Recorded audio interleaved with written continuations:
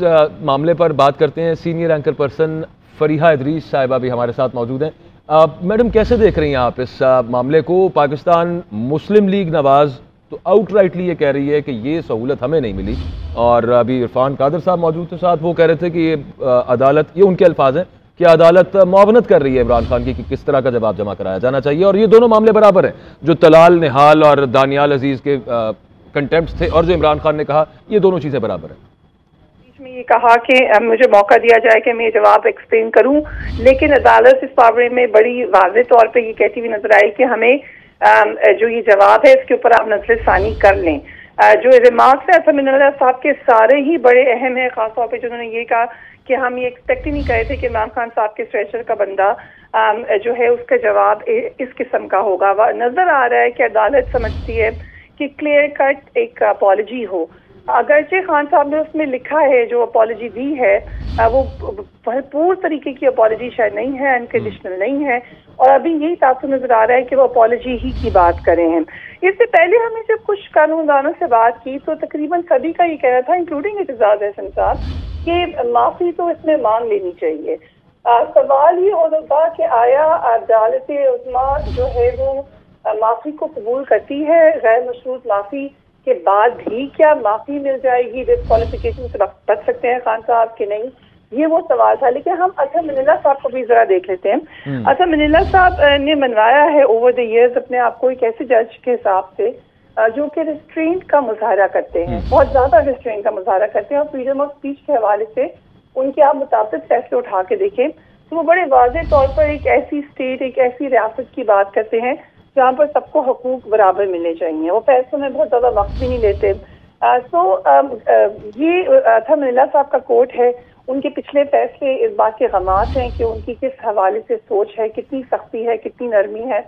PMLN का आपने जिक्र किया, बिल्कुल PMLN ने अभी आपने देखा हमारी नवाज साहिबा की फौरन ट्वीट आई है और उन्होंने उसमें खास तौर पर ये बात कही है कि इस बात से ये बात वाज़ेह हो गई है कि PMLN के साथ सख्ती हुई थी। उन्होंने ये नहीं कहा कि यहाँ पर गलती हुई है, उन्होंने ये कहा कि हमारे साथ सख्ती हुई थी। तो जाहिर है इस वक्त एक बहस बहरहाल छिड़ी हुई है।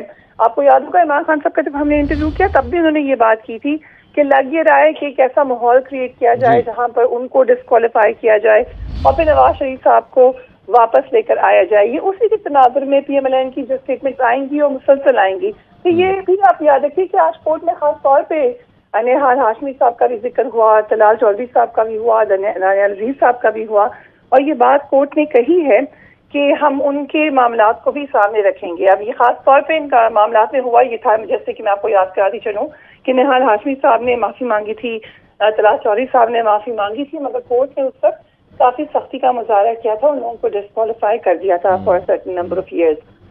लेकिन यहाँ पे जैसे कि पीछे तो खुलकर ही कहती है कि यहाँ पे इमरान खान साहब हैं, उनकी पॉपुलैरिटी का ग्राफ अलग है, मगर क्या पॉपुलैरिटी के ग्राफ से अदालतों के फैसले होंगे? बिल्कुल नहीं होंगे, वो अदालत के इंसाफ के हवाले से ही होंगे। तो अब प्रेशर बिल्ड किया जा रहा है, PMLN पूरा प्रेशर डालेगी अदालत के ऊपर कि किसी न किसी तरीके से कोई सख्त सजा मिल जाए इमरान खान साहब को। दूसरी तरफ से PTI की पूरी कोशिश होगी वो इसमें मज़ाहमत करें, लेकिन आप और जाके इंडिपेंडेंट लोगों से जब बात करें और फ्रीडम ऑफ स्पीच के तनाजुर में देखें तो फिर ये बात नजर आती है कि यूजुअली अदालतें कोशिश करती हैं कि बहुत ज्यादा इस कानून में बहुत ज्यादा सख्ती में ना जाए। ये एक राय है जो हमने मुख्तलिफ कानून नाफिज करने वालों में, कानून बनाने वालों में देखी है कि वो समझते हैं कि फ्रीडम ऑफ स्पीच एक माशरे का हिस्सा होना चाहिए, आज़ादी राय के साथ ही माशरा तरक्की करता है, मगर क्या उस राय को इस्तेमाल करना वो जिम्मेदारी के पैराए में है कि नहीं। और खास तौर पर अगेन आज कहा चीफ जस्टिस असद मनीला ने कि ये मत भूलिए कि इमरान खान साहब की कही हुई बात का एक अलग तनाजुर होगा। जाहिर है एक बात कोई ABC बंदा कहता है तो उसका अलग इम्पैक्ट है, लेकिन अगर किसी पॉपुलर पॉलिटिकल पार्टी का पॉपुलर लीडर जब कोई बात करता है तो उसका जो इम्पैक्ट है वो बिल्कुल फर्क होगा। तो देखिए जो मौका मिला है इस मुहूर्त में क्या किया जाता है। आप कह सकते हैं कि एक और ब्रीदिंग स्पेस मिली है PTI को, क्योंकि PTI के सामने सिर्फ यही मसला नहीं है, अभी तक हम देख रहे हैं बहुत सारे इस पे फरिया साहिबा एक कमेंट आपका लेना है। एक जगह से उनको थोड़ी सी ब्रीदिंग स्पेस मिली है, लेकिन बाकी मामलात में अभी भी वो काफी मुश्किलात में नजर आ रहे हैं। अच्छा, आपका कमेंट इस पे लेना है कि जो इससे पहले जिन प्रेसिडेंट्स की बात हो रही है उनकी सेवेरिटी क्या थी, उनमें मखतूब कौन थे, इसका थोड़ा सा पॉलिटिकली सिर्फ एक कंपैरिजन। लेकिन उससे पहले आपने जिक्र भी किया मरियम नवाज साहिबा ने जो एक ट्वीट की है, वो जरा अपने नाजरीन के साथ शेयर कर लें कि मरियम नवाज का जो रद्द अमल सामने आया, वो कहती है कि इमरान खान को फराहम करदा जो ढील और सहूलियात हैं उससे कुछ और साबित हो या ना हो, नवाज शरीफ और मुस्लिम लीग नून से होने वाली नाइंसाफियां और ज्यादतियां एक बार फिर कौम के सामने आया हो गई हैं। उन्होंने कहा कि यह तराजू सीधा नहीं हो सकता, असल में तौहीन की सजा जज जेबा साहिबा को होनी चाहिए, जिन्होंने इंसाफ करके इमरान खान की शान में गुस्ताखी की थी। ये मरियम नवाज ने ट्वीट किया है और इस इमरान खान पर जो तौहीन अदालत केस की आज समाअत थी उसके हवाले से ये उनका रद्द अमल सामने आया। तो coming back to the point, madam आपका इस पर क्या मौक़िफ़ है कि जो तलाल चौधरी, निहाल हाशमी, दानियाल अजीज़ के बयानात थे, दोबारा क्या रिपीट कर रहे हैं, लेकिन वो याद ही है सबको, उनकी सेवेरिटी कहीं ज़्यादा थी और कुछ और तरह की थी, मुखातब भी उनमें तमाम में सुप्रीम कोर्ट थी। और यहाँ पर जो वो कह रहे हैं कि मैं इस पर सिर्फ कानूनी कार्रवाई करने का कहा है, वो तो खैर डिटर्मिन अदालत करेगी, लेकिन ये दोनों में कंपैरिजन है वैसे आपके ख्याल में? पॉलिटिकली, लीगली तो अदालत फैसला करेगी।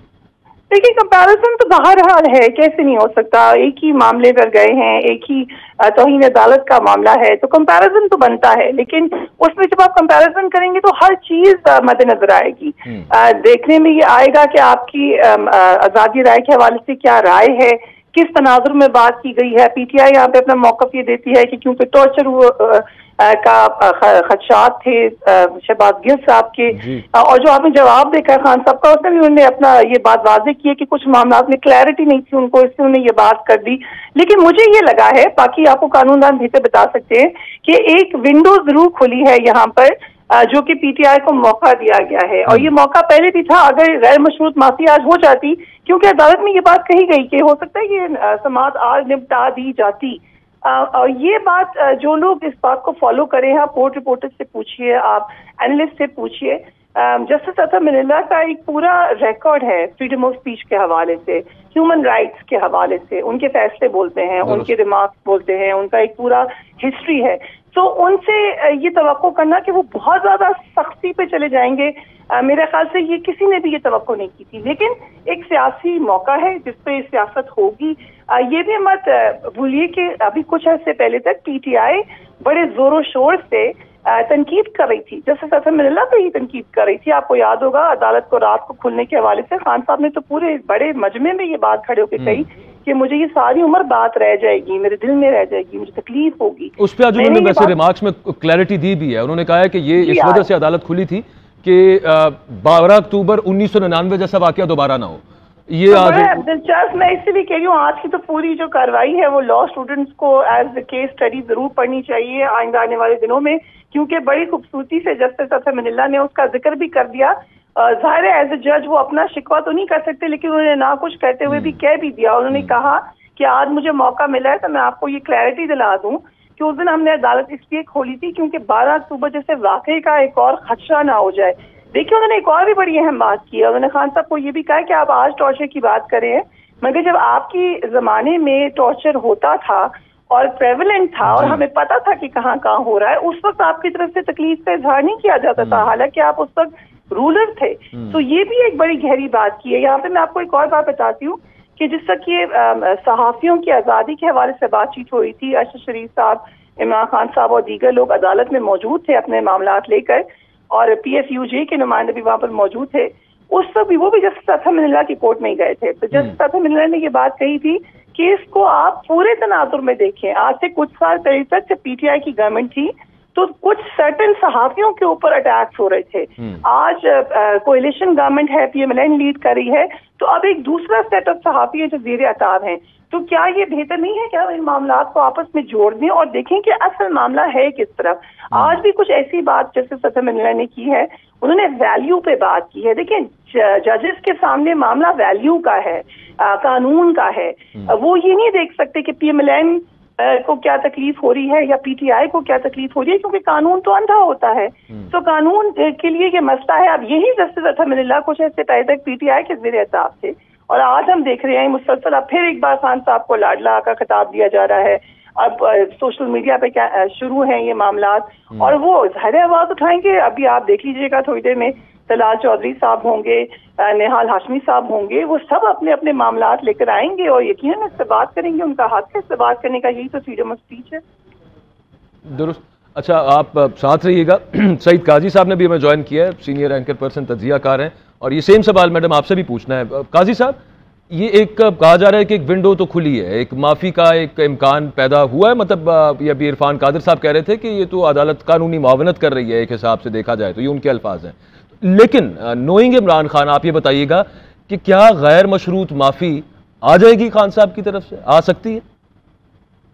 इसमें तो मैं कोई कंजेक्चर नहीं करूंगा, लेकिन मैं एक जरूर बात करूंगा। जिस तरीके से यहाँ पे नवाज डायनेस्टी ने इदारों को फतह किया है, क्योंकि मैं इनको रिपोर्ट कर रहा हूँ 1985 से, जब इनका जन्म हुआ था, और यहाँ पे कयूम जस्टिस कयूम की अदालत, फिर उसके बाद वो बिस्तरे मर्ग पे थे, गवर्नर बनाए गए थे जो जिन्होंने वो हैंडल किया था सजाद अली शाह का केस, यहाँ पे सुप्रीम कोर्ट पर फिजिकल अटैक जो हुआ था। तो आई थिंक ये चीजें जो है इनको आपस में मिलाना एक बड़ा एक सितमजरी की है और बहुत बड़ी आयरनी है। या इनको तो कुछ हुआ ही नहीं, इनको तो आज तक तफ्तीश किसी ने ठीक नहीं की। इनको वहां बिठाएं जहां जुल्फकार अली भुट्टो को बिठाया था, जहां मुस्तफा बेनजीर भुट्टो को बिठाया था, तो इनको समझ लग जाए। इनको वहां बिठाएं जहां मुश्तबे बिठाते हैं, जहां मुश्तबों को बिठाया जाता है। तो डोंट कंपेयर देम। ये ठीक है, मीडिया विंग बने हुए हैं, वो ये वहाँ वो बैठ के बताते हैं जनाब ये गिमक चला दो, वो गिमक चला दो। अब बात ये, खान साहब ने माफी नहीं मांगी, अदालत ने उनको दोबारा मौका दे दिया, देखते हैं वो क्या होता है या क्या नहीं होता। मगर यहाँ पर चौकों पर खड़े होकर अपेक्स कोर्ट के साथ क्या हुआ, आज नवाज शरीफ साहब ने क्या कहा जी। आप कहते हैं अदालतें जो है जो ये कंपैरिजन करें, एक कॉन्विक्ट जो है लंदन में जो है वो होटलों में खाने पीने खा रहा है, घूम रहा है और पाकिस्तान की सियासत में रोल प्ले कर रहा है, और आप कहते हैं जनाब ये लाडला है। लाडले कौन है? ये देखिए, इस तरह की बातें ना करें, ना कोई मानेगा इन बातों को। तो ये कोई कंपैरिजन नहीं है खान का और किसके साथ। ये शहबाज गिल के साथ जो हुआ है, इसका 10% इनके साथ करके दिखाएं, इनको समझ लग जाए सियासत चीज किस नाम का है। तो मैं ये इसलिए नहीं बने, हाँ बस थोड़ी बहुत हो जाती है कभी कभी इनकी मुख्तदार तबकात से किसी बात पर लड़ाई, कोई बदहजमी हो जाती है खाने पीने में, तो उस पर हो जाती है परेशानियां। तो देयर इज नो कंपैरिजन। ठीक है, कोई कंपैरिजन नहीं हो सकता, मुवाजना नहीं हो सकता जो पाकिस्तान मुस्लिम लीग नवाज की तरफ से बयानात आते रहे और जो इमरान खान की तरफ से। ये सईद काजी साहब का कहना था। बहुत शुक्रिया काजी साहब आपके वक्त का। फरीहा इदरीस साहब का भी बहुत शुक्रिया।